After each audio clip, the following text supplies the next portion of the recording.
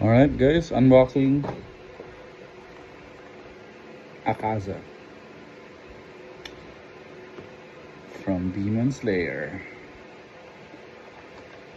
Yung isa sa mga kinakabadtripan natin kasi siyempre pinatay niya si si Goku eh. Pero pa natin.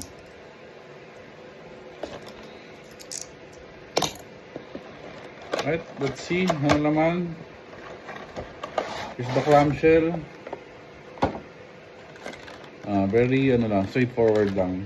Main figure, 3 alternative hands, 4 alternative faceplates.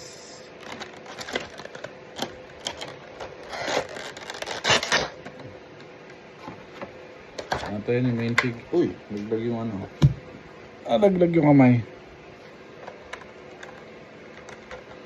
Check natin main figure. Plastic pa.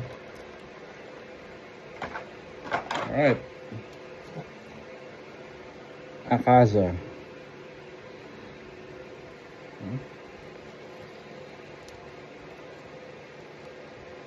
Pangkuha.